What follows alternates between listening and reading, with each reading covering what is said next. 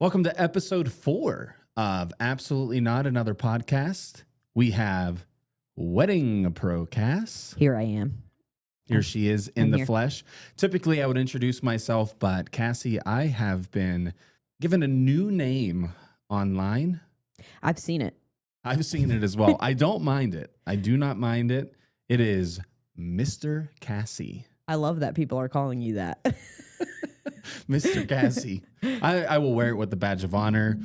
I'm thankful that people think of me that way as Mr. Cassie. I feel like I kept you hidden. Like you weren't really on my social media that much. Probably until like the last year you started like, I'd post more about our personal life and like you'd come on. So I love that they're loving you, Mr. Cassie.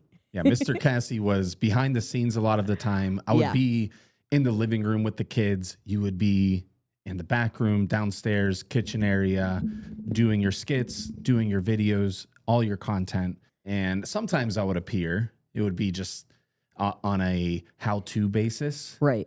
Didn't say any words. Like if I needed somebody to like show an example of something or like that ring trick, people loved that. Yeah, people did like that ring trick. I know how to use my hands. He's a hand model over here. I'm a hand model. No free ads, hand modelers. Nonetheless, thank you all for listening in. It's been great to see the support online through any of our clips that we post on social media, any of the viewers that we see through Spotify, Apple Podcast, Amazon Music. Yeah. There are some other ones too, but I don't know where other people like get their podcast from. Yeah, and a lot of people were like, when can we see the video? We want to see like the actual recording of the podcast. It took us a minute, but yesterday we uploaded episode 1. We're going to upload episode 2, and we're recording 4 now. So yeah, everything will be on by the time you hear this episode. All of the first 4 episodes will be online on Wedding Pro Cass, My YouTube channel. Yes. So you can catch us bantering back and forth. And see us. And you could see our wigs. Yeah, I felt some of our clips content better to see visually than from our like Aunt Delilah voices. Right. Aunt Delilah, like Delilah. She wasn't an aunt. She might be an aunt, but who knows? Delilah. Probably. Continue to do so. If you are listening and if you are viewing, please make sure that you hit the subscribe button on the YouTube channel. Make sure that you leave us a review on any of the platforms in which you tune into our podcast. If you see our clips online, hit the like button, hit the repost button, and give us a follow if you haven't followed us already. And we welcome like all feedback. So if you have ideas, if there's something you like, something you didn't like, let us know. But if you are giving feedback, hopefully it's positive. We are growing 4 episodes in. Yeah. 3 episodes in. This 4th one's about to begin. We want to improve as we progress on this. We want to bring in some special guests. Yeah, we're working on that now. Yeah, some local Pittsburgh guests on the pod. Local Pittsburgh guests and maybe national guests down the road. Tom Hanks was mentioned in the last episode. Fingers crossed. Fingers crossed, Tom Hanks. I mean, if he doesn't show up, that's fine. Whatever, Tom Hanks. And as always, if you have a good story or you want to submit a story for us, it doesn't have to be wedding related, but we love the wedding stories too. Send it to info@weddingprocast.com and make sure the subject line says story submission so we can flag it and file it and read it accordingly. Yeah. And we will respond saying, hey, this is going to be showcased on either a story that you have on your TikTok in which you wear all of those different wigs, or it may be featured on here. So we do ask for approval before we put it out there for everyone to listen to. Yeah. Just to make sure it's okay. Yeah, and we do ask that you change the names. And if you haven't changed the names, let us know so we can change the names. Yeah. We did that ABC venue the last episode with the mustache. And spoiler alert, that's my mom and dad's name. Ted and Louise. Ted and Louise. Ted. What a Pittsburgh name. Ted. That is a Pittsburgh name. Are you ready for our juicy story? Ready for the juicy story. This one's good. This segment is brought to you by Memory. That's MEMORII, an amazing alternative to traditional wedding videography. And let's be real, one of the vendors that gets cut from a lot of weddings is the videographer. And it ends up being one of the biggest regrets of the majority of couples that cut it. That's why we love Memory. Instead of just one camera, you get your wedding from everyone's perspective. Your guests upload their videos, and Memory turns all those candid behind-the-scenes moments into a professionally edited wedding film within 5 days. We're talking the dance floor chaos, getting ready moments, your friends hyping you up, all the memories you didn't know were even happening. It's easy, it's professional, and such a fun way to relive your day, with packages starting at $2.99 and no higher than $3.99. Use code Cassie10 for 10% off, and that's Memory, MEMORII. All right, now we're going to get into the juicy story. This is the story about how my surprise wedding ruined a family reunion and the relationship with my petty, jealous aunt who can't let anyone else have the spotlight. As requested, the names are changed. Buckle up, you're in for a wild ride. We went no contact with my aunt after this, but I still talk with my cousin. My name is Alexis, and I am from a huge family. My fiance, Marcus, is an only child who isn't used to all the chaos. Every year, my family does a huge get-together at the lake. My grandparents owned 5 little cabins and 1 main house, and every year we stayed there for a week, take the boat out, have bonfires, ride the bikes, the real outdoors experience. I love it, and so does Marcus. This would be his 4th reunion with our family, but his first reunion as my fiance. In total, there are about 36 people that attend, split between 7 families. Lots of friends, significant others, new faces every single year. His family doesn't live too far from the lake. That's actually how we met. I know it's pretty cliche. We met doing shots at the townie bar, both fresh out of college and spending our last summer free at the lake. Love at first sight type of thing. And 5 years later, here we are engaged. We only had been engaged about 3 months, and I couldn't wait to marry him, but I had done 0 planning. I would have happily married him in my living room, in my pajamas. I wasn't one for a huge party or fancy dresses. My immediate family came up one day early to prep the camp and grocery shop and do everything else because we're the only family without little kids. That's very generous of them. That first evening, we started talking about the engagement, and I jokingly said, I wish we could just do it here, like right now. I wouldn't have to plan a thing. And we all looked at each other, and my mom said, well, why can't we? All the family will be here. And Marcus, do you think your parents could drive in? It doesn't have to be anything crazy.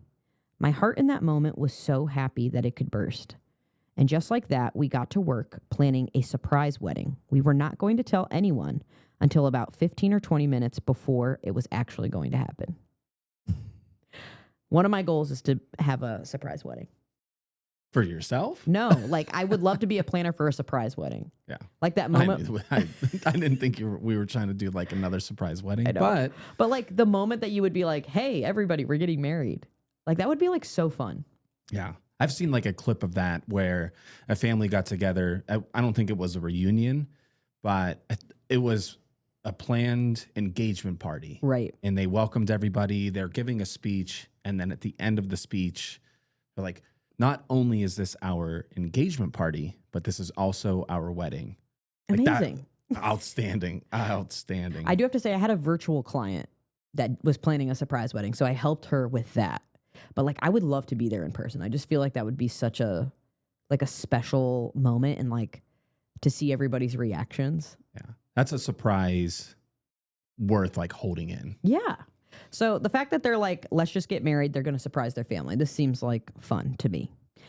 The next day, all the families begin to roll in. Most of my cousins are new parents and we're busy chasing around their kiddos. But then my Aunt Denise and her daughter, my cousin Rory, arrive.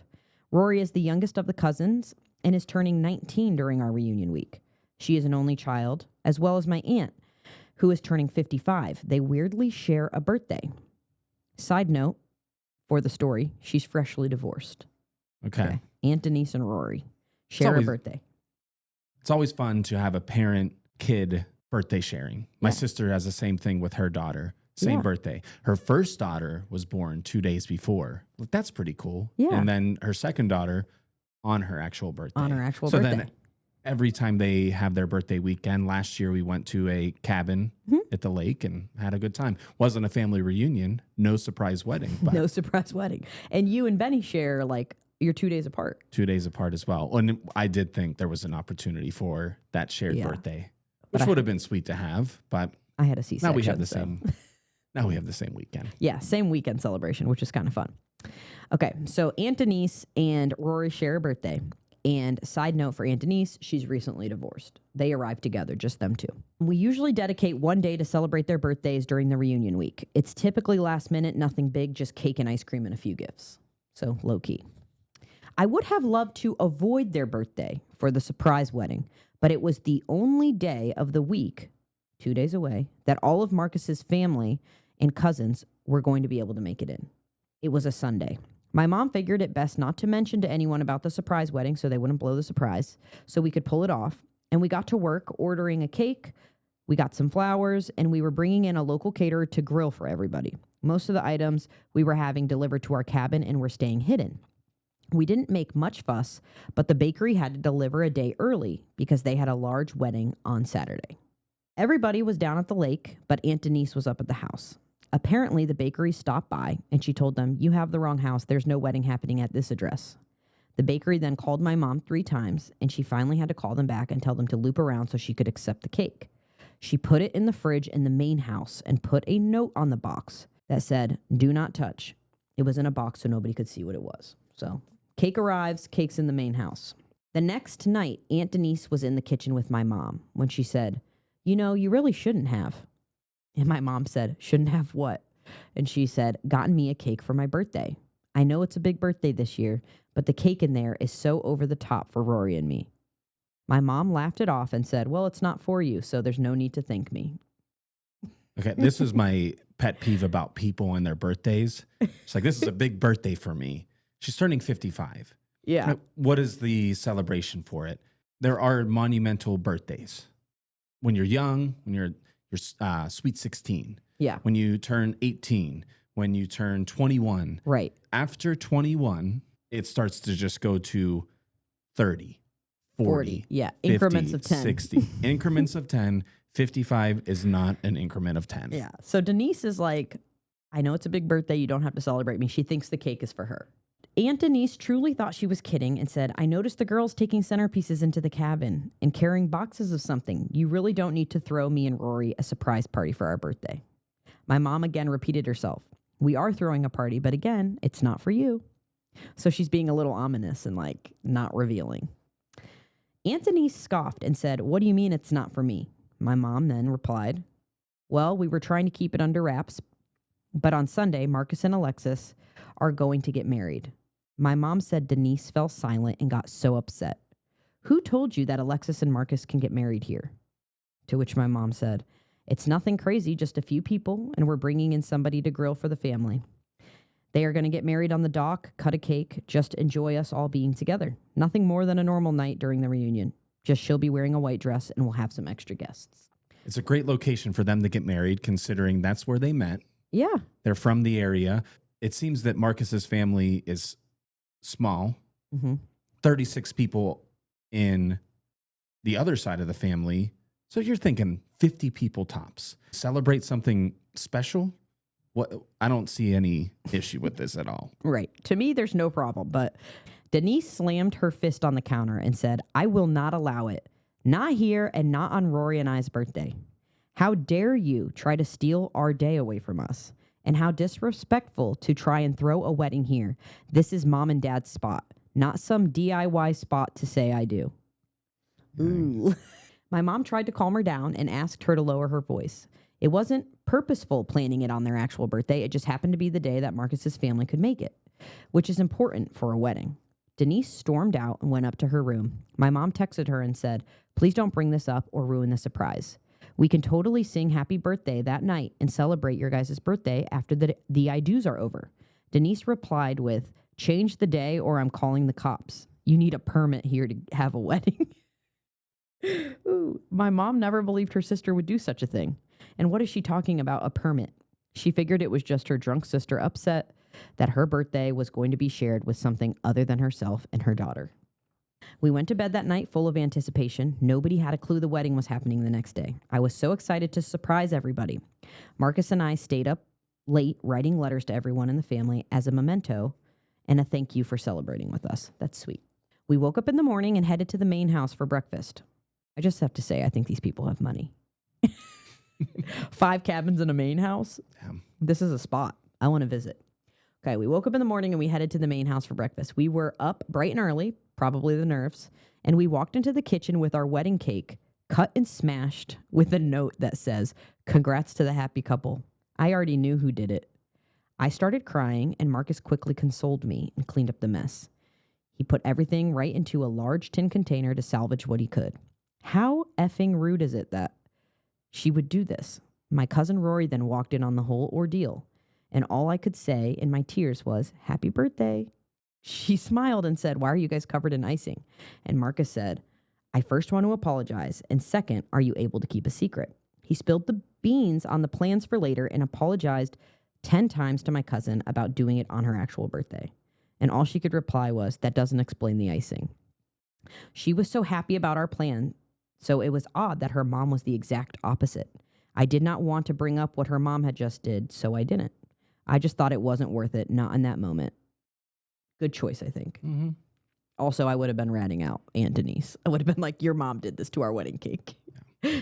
As the day went on, Denise got in her car, didn't say a word, and left. We were all happy. Nobody breathing down our necks or shooting us dirty looks as we secretly prepared.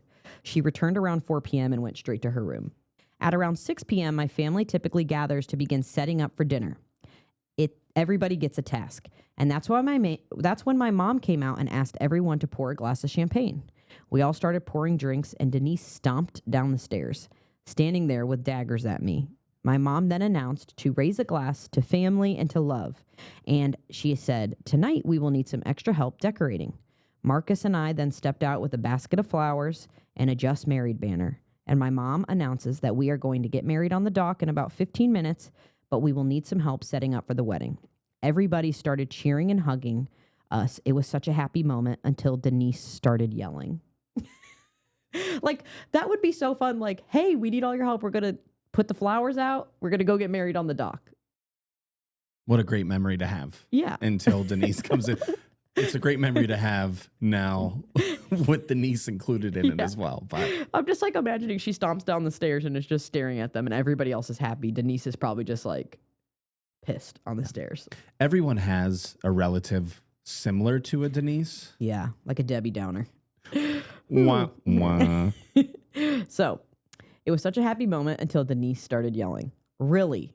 Really? You're really doing this? After I told you I didn't want you to do this today on me and Rory's birthday, but you always get what you want."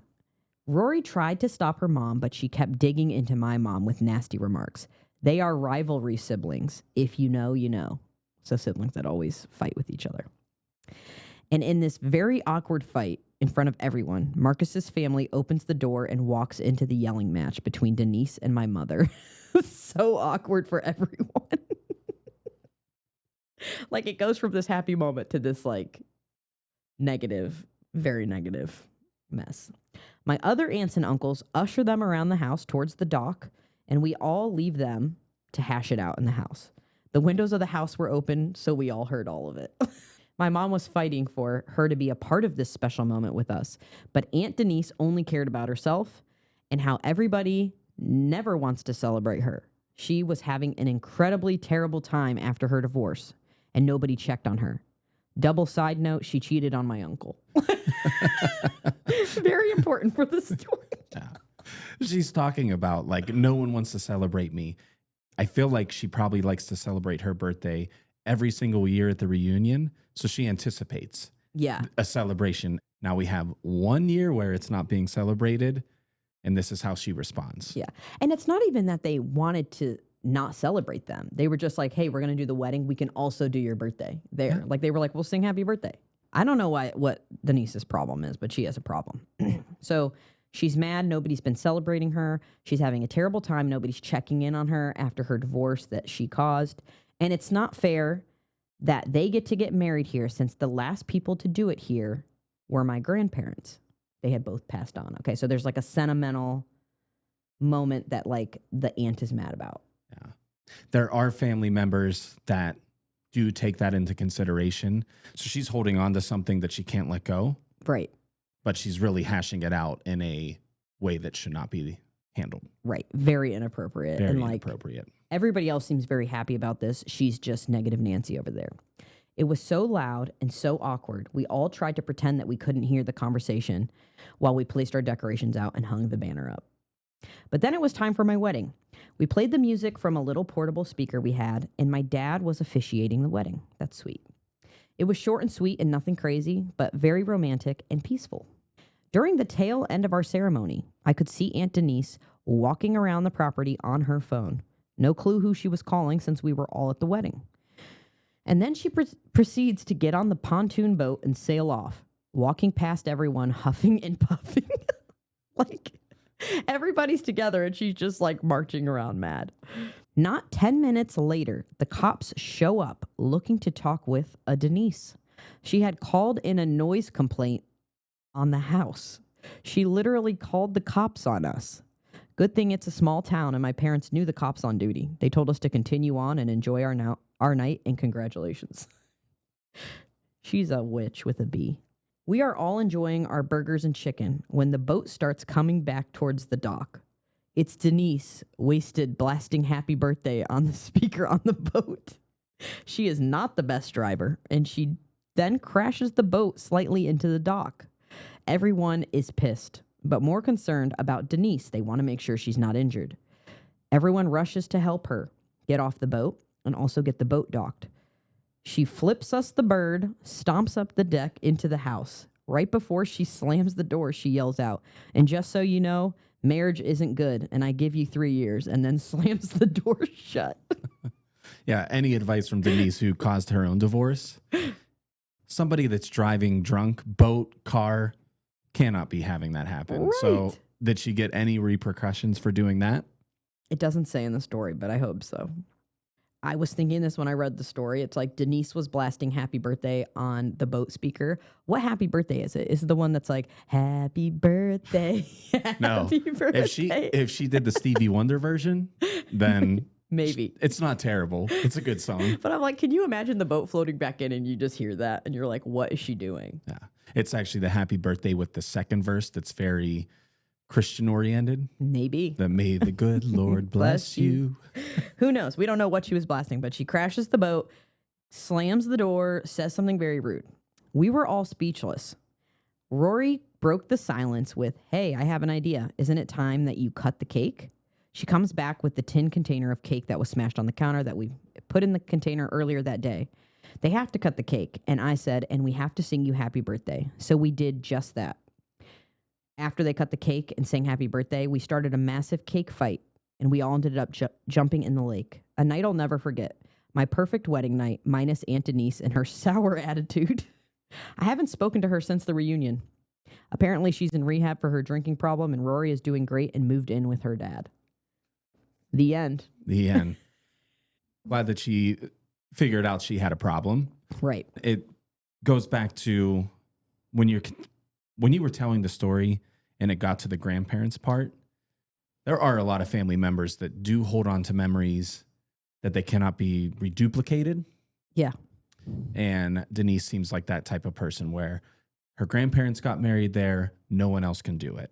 Right. Sometimes it's great whenever it is done over. Yeah. And someone else in the family takes on a tradition, and hopefully someone else does the same thing down the road in that family. Yeah, like a new era of the families coming forward to do it. I love it whenever something is passed down from wedding to wedding. Yeah. I had like a piece of my grandma's dress, which my mom also wore my grandma's dress. But I had a heart patch of that sewed into my dress. We removed it from my dress, and then my sister wore it for her wedding. So like passing stuff down and sharing is special. I just think Denise was too sentimental and too obsessed with her own day to like share, which if she would have just enjoyed the wedding, she could have got happy birthday sung to her. Maybe she should have known about it, considering it is her birthday. Mm-hmm. And Rory's, my sister, got married on the same day as my other sister. This was not a surprise wedding. It was discussed beforehand. Yeah. And they made sure it was okay before it actually happened. If it wasn't going to be okay, do I know if my oldest sister would have continued on with that? Maybe, maybe not. But it happened, and there was no animosity between the two from it. So I think in this situation, the reason they didn't say was probably because it was a surprise. And they knew like, oh, if we tell one person, they might tell somebody else. But then it did come out, and it just made her madder. I feel like she thought all the stuff she was seeing was for her own party. But then it was like, hey, actually, we're throwing a wedding, and it's not for you at all. I'll put it to a TV show that I love, Survivor. And you have a hidden immunity idol, and you don't want to tell anybody. But if you tell the wrong person, they're going to go ahead and tell that to everybody within the tribe. Denise is somebody that you don't tell, hey, I have a hidden immunity. I have a hidden immunity idol. Right. I have an extra vote. Lips are sealed. We're not telling Denise. Yeah. Again, though, she should have been. I think personally, she should have been in the know. Everything beyond that, How she reacted. any action that Unhinged. she did, not okay. Also, I wish I could go to that reunion. That sounds fun at a lake. Yeah. Our reunions, both of us have family reunions that we attend. Mine go on for like every other year now. Whenever I was growing up, it was every single year. My grandma is a sibling of like 9 brothers and sisters, maybe 10. And a lot of my second cousins I treat them as they're my first cousins. Mm-hmm. My favorite thing of my family reunion is a basketball tournament that we do. It is called Plop. And it's the same concept as horse. And you play to put your name in brown Sharpie. It's like a homemade trophy, A basically. homemade trophy. And then it's spray painted Plop on it. I didn't win for my whole entire life until about 3 years ago. And it was one of like the greatest achievements of my life. The happiest moment of his life, besides our wedding and our kids. It was, my happiest moments of my life. Number 1, having our kids. 2, getting married. 3, winning Plop at our family reunion. All right, we're moving into our segment, Absolutely Not. And this week, we're reversing it, where I'm going to be saying some statements to Garrett, and he'll be saying absolutely not or absolutely yes, maybe. And we are talking about things you should just absolutely not be doing as a person. Any day actions. Posting on Facebook, prayers, please, with little to no context.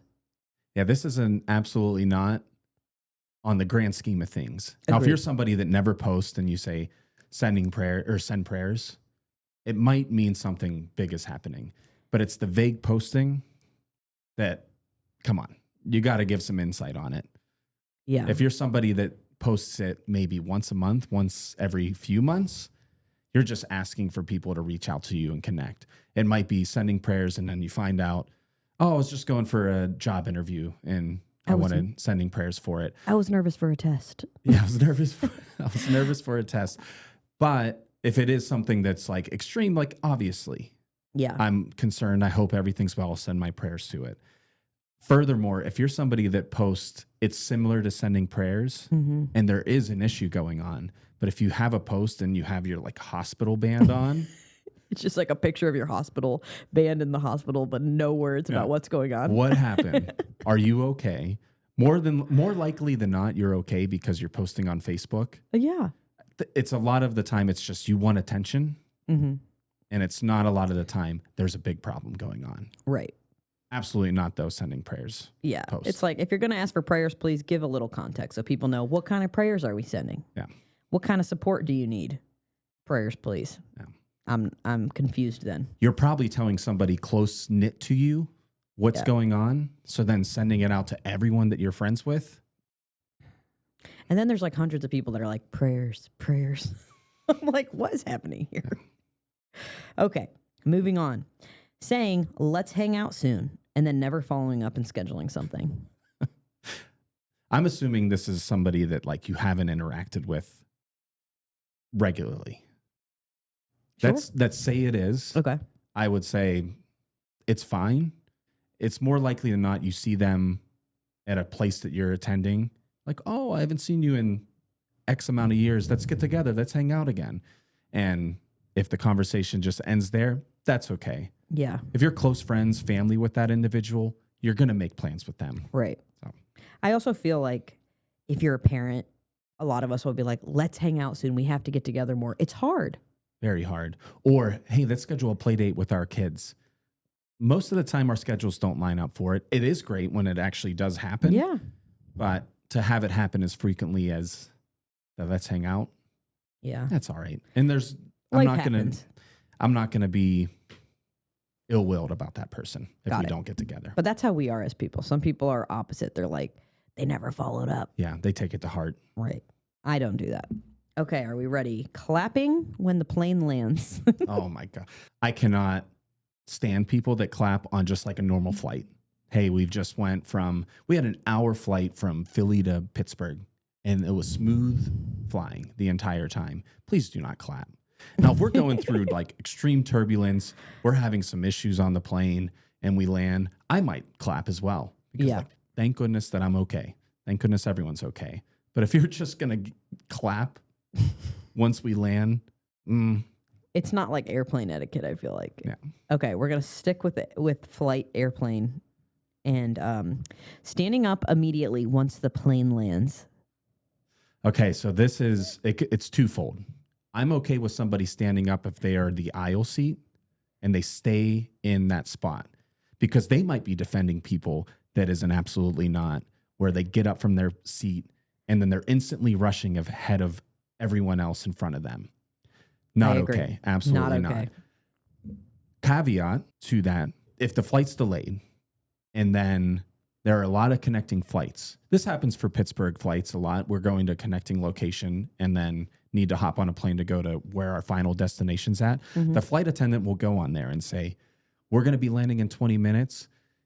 We have a lot of connecting flights that need to get to their gate before their flight departs. If you know if there's an individual in your row, please let them out first. Right. That's okay. But if you're just getting to your final destination and you're cutting me off, no. I hate it. Absolutely not. Calling instead of texting with zero warning. Okay. My assumption is that did they text beforehand? Yeah, like you were texting back and forth, let's say. Because if I just get a call from somebody, I'm a millennial. So if it's just a direct call, nothing, and it's not my mom, it's not you, it's not somebody close to me, I'm probably not going to answer it right away. I'll figure out, because then they might text me right after. If it's someone that texts me before, say, hey, are you busy? Hey, what are you doing? And I give a response, and not 10 seconds after I give a response, they're calling me. What pressing need do you have? What pressing need do you have to give me a call and not just text it back? Agreed. It's an absolutely not for me too. If you need to talk to me on the phone, that's great. I love phone conversation, but like it needs to be something that can't be sent in a text. Like that's how I feel about it. If it's like, hey, what time's dinner starting? Text back 5:30 p.m. I don't need a call that's like, hey, you texted me about what time dinner is. We're going to do it at 5:30. Why are you calling me? Yeah, I just gave you the answer to it. Just text me. We're like, hey, I'm leaving in 10 minutes. Do you need me to pick up anything on the way? No, we're good. I get a call. Hey, I'm on my way. Do you need me to get anything? I'm stopping here. Very nice of you to ask, but I already gave you an answer. Yeah, we're good. We're good. All right. Not returning the shopping cart in the parking lot. Absolutely not. There are murderers, there are cheaters, and there are people that don't return their shopping cart. I hate it. I get it. If it's raining, just take it to like the one that's in the parking lot itself, the like corral. Put it in the corral. That is the best you can do. I do that. I do that all the time. I like to get my steps in. If it's nice weather, I'll take it back to the front of the grocery store. That's very kind of you. My buggy, by the way. It's not a shopping cart. I know. But I agree. Asking who all is going before committing yes or no to plans. This is a yes. This is an absolutely yes. Because there are times, it depends on who's telling me, because I'm like a family get together. I'm assuming the family's there, and there's no one that like I don't need to not be there for me to not go. But if it's a friends get together, and I know that friend is friends with somebody that like I don't necessarily want to like deal with when we're going out for something. Hey, who's all going? And I'm busy. Sorry. Can't come. The best thing about being a parent is you can always use the kid excuse. Yeah. Can't find a sitter. I'm sorry. Cassie's working late. Can't attend it. If you get a text from us about that, it's not. Yeah. We totally have those excuses. Accurate. Okay. Leaving without saying goodbye. It's the old Irish goodbye. It's okay. It's okay to Irish goodbye, but if you're saying goodbye to somebody you haven't seen in a while, or not saying goodbye to somebody you haven't seen in a while, you can at least nudge them like, hey, I'm getting out here. Good to see you. If you're with a group of like 20 plus people, even 10 plus people, maybe even 5 plus people. You don't have to say goodbye to everybody. Irish goodbye. Irish goodbye, the majority of the bunch. There might be a few like, hey, I'm getting out of here. And then if one person says, oh, hey, where did Mr. Cassie go? Oh, he left. They're not going to be upset over it. They're not going to be upset over it. I do feel like if you're at like a fancy hosted event or like a family party, it's more customary to say goodbye. Yeah. If you get invited to something, to somebody's house, say goodbye to the people that invited you. Yeah. So everyone else are kind of like fair game. You can Irish goodbye. Peace. Last one. Texting call me with no explanation. This is similar to the sending prayers on Facebook. If it is somebody that I know that might be a health concern, it might be something extreme, my heart sinks. What can this possibly be? You don't know what you're getting into with the call. Don't know at all. And then sometimes it's just a call like, hey, I know that you were coming, like said you were going to arrive at 3:00. Can you make that 4? Like we have other things going on beforehand. Like, really? That was the call me concern? It's stress inducing. That could be that could be a text. Yes. Not a call me. I have gotten text of a call me from individuals that know I'm doing something that is something I should be concerned about, and they don't want me to worry about it. But when I have the moment to call them, if it is specific individuals doing that, I'm going to call them. Mm-hmm. Like a parent's text saying, it's such a parent thing to do. Like my mom or dad will just text me, call me. I'm like, about what? Like, what am I calling you about? Are you okay? What do you need? I need like some prep before the call. I need answers. All right. For our next segment, this is something new. This is Ask Us Anything. Cassie posted on her social media pages to all of you to, hey, ask us anything. Could be wedding related, could be personal. Before we get into Ask Us Anything, this segment is brought to you by Clink 92 Mobile Bar. Planning a wedding, party, or special event, skip the boring drink setup and bring the bar to you. Clink 92 Mobile Bar delivers a fully mobile bar experience that adds style, personality, and unforgettable vibes to your celebration. From signature cocktails and craft drinks to a professional friendly bar setup that becomes part of the experience, Clink 92 helps turn great events into legendary ones. So if you're ready to raise a glass and make your event stand out, visit clink92rental.com. That's clink92rental.com and book your date today. Again, ask us anything. We have 3 that we picked out that are personal, 3 that are going to be wedding based. Yep. You are going to ask me the personal ones, and obviously you can answer as well. The wedding ones, I'll ask you, and if I have my professional wedding guest insight, I will do so. Okay. All right. The first question we got for personal was, how did the two of you meet and how long have you been together? Summer of 2010, we met at our freshman orientation at Slippery Rock University. Go Rock. And you were sitting directly next to me at orientation, you and your best friend. Mm-hmm. My parents were to my left. You were to my right. And I can just hear the thick Ohio accent coming out of you. Yeah. My accent has like died down a little bit, but it's still there. Yeah, it was prominent during that day. And my dad nudges me and he was like, oh, you should talk to one of those girls. And as a teenager hearing that from your dad, I'm like, oh, no, Dad, you're good. He's like, come on, do it. You might marry one of them one day. And here we are. We didn't date. We were friends. Like we knew each other. It wasn't really until our junior year. We were the same major. We got our degree in the same field and we started taking classes together. And we were both in Greek life, so we like knew of each other and like knew of each other, saw each other. We had a lot of similar friends. Your roommate grew up in the same area that I did, so we had some commonalities and common friendships.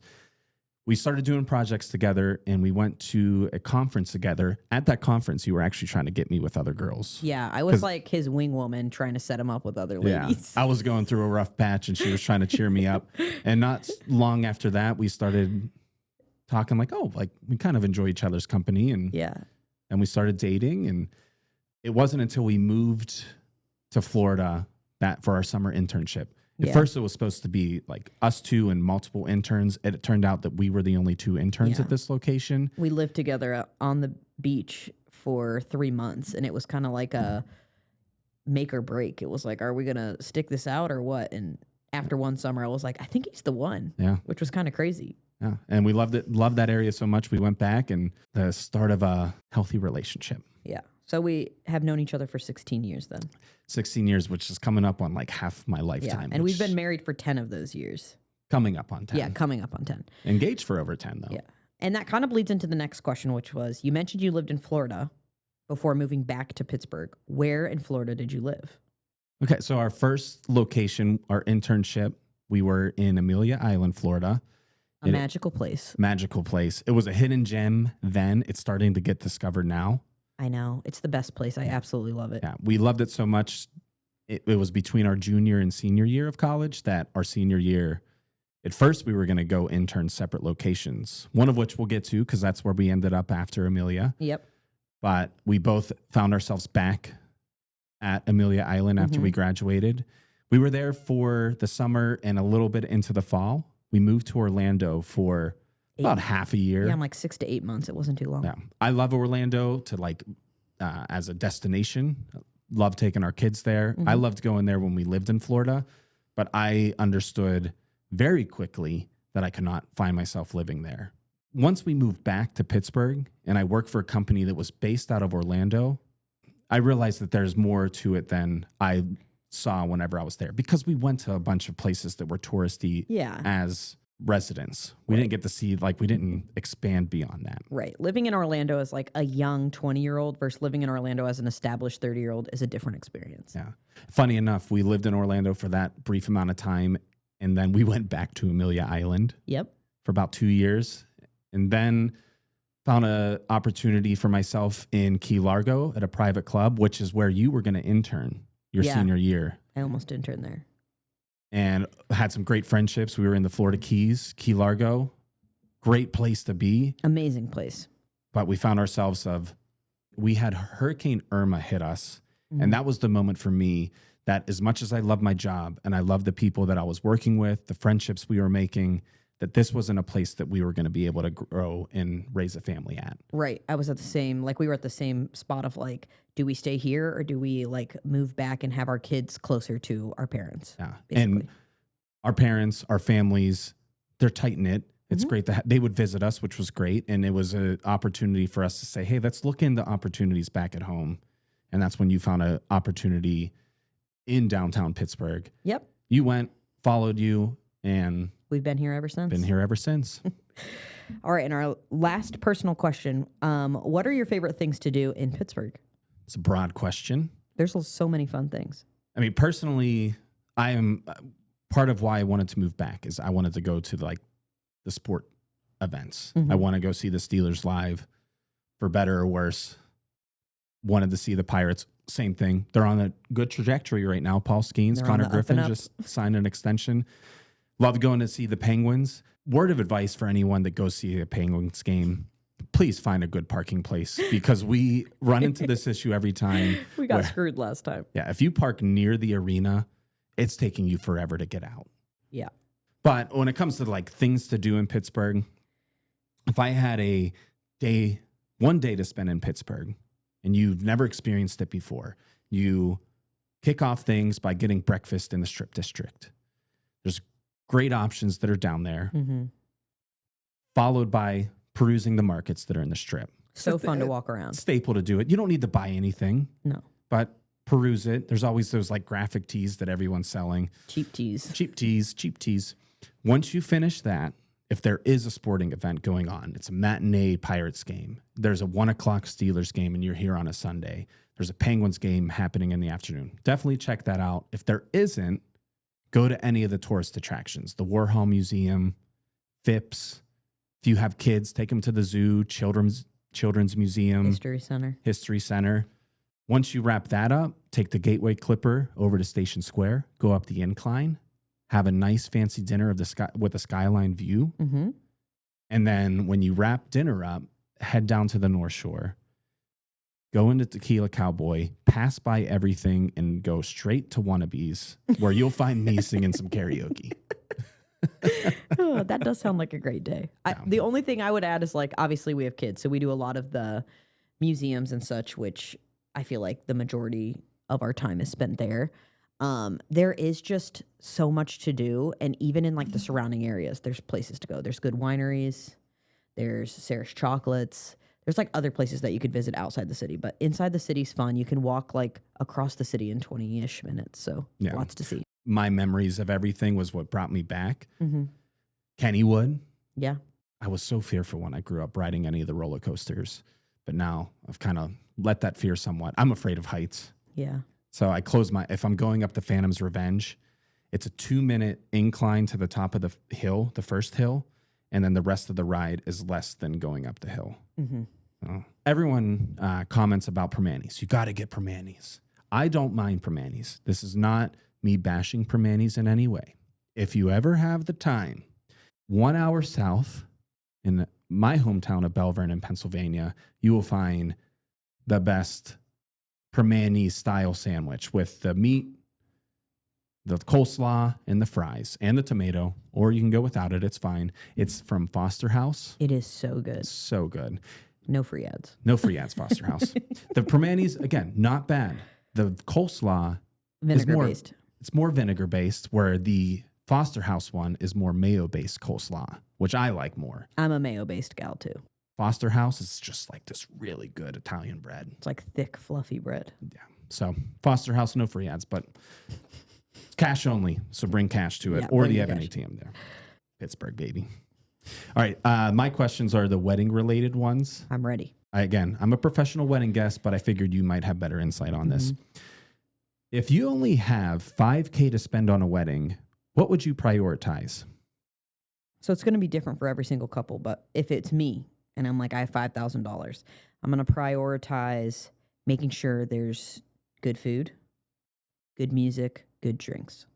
That's my main thing. Like, as long as those three are covered, your guests are probably going to have a pretty good time. So you don't want to skimp on the food. You want to make sure the vibes are right on the dance floor. And for me, an open bar or like a hosted bar is important. So that's something that I would take into consideration.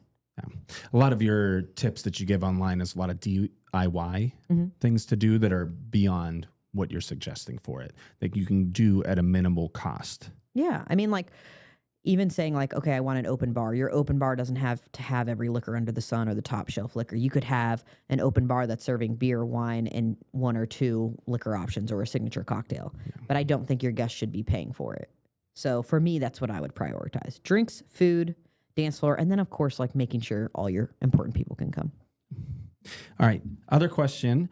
Different save the dates for family and friends or just one? And what's the best place to get free digital ones? Okay, so your save the date, I do not think you have to have different from family versus friends. The save the date serves one purpose, to make sure those people save the date on their calendar. So it could be like super basic. The easiest or free way to get digital save the dates is to go on Canva and design it yourself. Download it, email it out. Could cost you $0, pending like what fonts you're choosing and how you're designing it. Mm-hmm. All right, last one. Let's talk about the second weddings, older couples. What do you think about an older bride, let's call her 50 plus, wearing white and having a second big wedding? I have no problem with that. To me, it's like, I think every love story deserves to be celebrated however you want to celebrate it. So if you guys are getting married, it's both of your second weddings, and you want to do the big wedding, you want to wear the white dress, then do it. Don't like hold yourself back from doing it because you're scared other people are going to judge. Regardless of what you do, there's going to be somebody that's like, I can't believe she's having a second wedding. I can't believe she's doing this. She already had a wedding. It's your day. If you want to celebrate your love at a big wedding with the sit-down dinner and the dancing, then just do it. Yeah, I don't understand anybody that wants to not celebrate something. Yeah, or like, if you don't want to celebrate it or you don't think they should have a wedding, if you get invited, respond, no, I'm not coming. Yeah, you don't got to come. And they probably don't want you there. Right. This segment is VIP Table. We're back for another edition. This one is going to be Wedding Guest Stereotypes. This is a good one. Great one. Got some creative ones. There's like the cliche ones that I would love to pick, but I'm going to probably go. You probably got more creative than me. I got a little creative with this, to be honest with you. Okay. I will let you kick things off just to see where your mind's at and where I should go with my picks.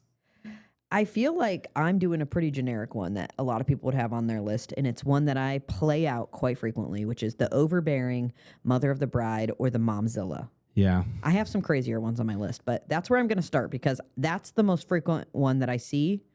The mom that just won't stop. It's like she's acting like it's her wedding day. It's not. It's her daughter or son's, you know? Yeah. This is definitely 1-1. It was my 1-1. I assumed that you would probably take it 1-1. It doesn't happen at every wedding. There's not always a momzilla. No. But when it does happen, you sure as hell know about her. Yeah, and like it's unforgettable. Like there's moments I've had where I'm like, oh, I'm so happy I'm done with those clients. Not because I didn't like the clients, but because the mom was just so much. Yeah. I'll go with my first pick. Okay. More lighthearted. It is the lifesaver. We're not saving lives here. This person's not doing CPR at a wedding. It's somebody that is essentially a wedding planner that's not making any money off of it. Could be a bridesmaid. It could be an aunt that's helpful. It could be a groomsman, surprisingly or not, that is doing something that, hey, something's awry, and they're stepping up to fix the situation. That is a good one. And you do see those, like at every wedding, there's somebody there that's like, oh my gosh, I have a sewing kit. I have this. And they're like saving the day. Yeah. Mm-hmm. All right. This one, for my second pick, this is not me. Okay. I feel like we... Do not, we're going to this wedding this weekend, that I am not defining myself because I am somewhat of this type of person, but there's things that are inaccurate. They're inaccurately describing me. Okay. The white guy that is past his prime, he has no rhythm, but he won't leave the dance floor. You know that guy that's, if he's drinking a little bit too much, he's taking his jacket off, his tie's either loose or it's around his head. I have the guy who rips his pants on the dance floor or ties his tie on his forehead. Yeah, like they're always gonna be there. Yeah. I've seen the rip pants before. The tie on the head, and you're like, all right. This isn't prom. Yeah. Like, let's get Uncle Bill off the dance floor immediately. Yeah. You're not that because you have rhythm. Exactly. That's what I was saying. It's not. But I'm me. like, you might be taking your jacket off and not leaving the dance floor. I'm not putting a tie on my head. I am loosening it or I'm taking it off. Yeah. But I am also not leaving the dance floor. Mm-hmm. Mine is another one that I see very frequently. The dad who has no clue what's going on. Like, the dad is there physically, but like did not pay attention or read a thing. He's like, where am I supposed to go? Am I supposed to be wearing flowers? Like, literally standing around waiting for somebody to tell them what to do. Like, they show up on time. Nothing wrong with that. But they have no clue what the plan is. They probably paid the bill and they don't even know what's going on. So that's what I'm going to put as my next one. And I think I'm going to go with the drunk uncle or the creepy uncle. Like, he's maybe in his 50s, drinking heavily, trying to chat it up with the bridesmaids, making comments, and everyone is just like, who is that guy? Like, he's probably not actually even related. He's like a family friend that they call uncle. Yeah. That's who I'm talking about. It's a good pick. It's a good pick. I had like a little bit of both. I had the drunk uncle and the predatory bachelor. So it's a tie. Yeah, it's the same thing, so I won't take that one. All right, with my third pick is going to be the cousins who don't know that they're actually cousins dancing sexually with each other. Oh, no. Yeah, you can't be doing that. You can't be doing that. You cannot be doing that. But it happens. With my fourth pick, I'm going to go with the random man that's there and is way underdressed. Like, he's wearing jeans. He has just like a casual polo on. He has his work boots on, and he's there. He probably was somebody's plus one and like didn't read the invitation for attire, and their partner wasn't like, hey, you should put on a pair of suit pants or like wear a coat. Yeah. Yeah. That's a good one. Okay. Do I get one more? You got one more. Oh, I don't know which one I'm going to go with. Okay. I'm going to go with the sappy sister who can't get the speech done. You know this person. They get up there. They're like, for those of you who don't know me, I'm the bride's big sister. And then like, it's just them crying. And the speech is like 20 minutes long, talking about, and it's like a chapter book of their childhood. Yeah. You don't understand half of it. When me and Brittany first met. Yeah. That's what I'm going for my last pick. And I said it on the first episode when I introduced myself, of something a bridesmaid or groomsman or the best man or the maid of honor should not say to start their speech. They just got introduced by the DJ. Like, ladies and gentlemen, welcome up best man, Andrew. And then he's like, for those of you that don't know me, like, please stop doing that. You also have months to prepare anything else but that. Like, look online, get a different starter for your speech. I've had to do best man speeches. I take inspiration from speeches online just to see, like, how does it flow? I don't want to, like, make myself viral by doing a speech, but I want it to seem like, oh, this one got a lot of clicks. Yeah. I want to kind of, like, banter the same way that I'm doing that. I'm no comedian, so I'm not going to try to, like, crack 100 jokes on it. It's on my list of people. It's bridesmaids or best man or maid of honor that say a lot of inside jokes in their speech that no one gets. Yeah. So that was part of my list. Other ones that I have is the groom's aunt that wakes up in the middle of the night in bed with the bride's sister's ex. That's more personal. Happened at our wedding. The oldest relative, front and center of all the photos, that's just like gazing at the bride and groom. That's kind of like a happy one. Yeah. People who ask, so when are you going to have the baby? Or is tonight when you're going to start? The worst kind of people. The single girl that takes the bouquet toss way too seriously. Slap down for it. And the other one I have is like very standard one, but a groomsman or a bridesmaid that are exes but are friends with the couple. So then there's kind of like some tension going on with them. So you don't partner them up. If you are getting married and you have that situation of exes that are on either side of the party, don't partner them up. Keep them separated. They're exes for a reason. Yeah. And these were my kids' table picks. The one-upping mother-in-law, another character I play frequently. The blacked out bridesmaid or best man, like too drunk to even like do anything. They're not helpful. The wedding planner aunt, that's like annoying to me as a wedding planner. I'm like, what are you doing? And then the teenage drink stealers. You know, they're underage, but they're at a wedding with an open bar and they're like slinging the drinks back. And like, are the bartenders not carding them? Are they taking them from people's tables? You never know. The only other one I had was it's the wedding crasher, but they might not necessarily be wedding crashing, but they are more likely than not friends of either couple's parents that get invited, but nobody knows who they are. Yeah. They might be a +1 of somebody like that gets invited and they, for some odd reason, get a +1, but they're like shutting the place down. They're having a great time on the dance floor. It's their date night. They're conversating it up with everybody and you're like, who is this person? Like, they're awesome. Yeah. And then you befriend them afterwards. It's like, oh, that was a good time. So good picks. Those were good. We will post that online and see what you guys think about that one. All right, welcome back to our segment, ABC Venue, where silly shenanigans happen with people from ABC Venue. Thank you for calling ABC Venue. This is Jessica. How can I help you? Hey there, this is Rocco. I'm here to drop off all of the equipment for tomorrow's wedding. The door's locked, so I just want to make sure that you can unlock it for me so I can get all of this equipment in, just so we're ready to go. How much equipment are you bringing in? Well, I'm here with the catering service, and I also good friends with the florist, so pick that up as well. So we have the floral, and we have all of the needs for the caterer, minus the food. And you're trying to get in today?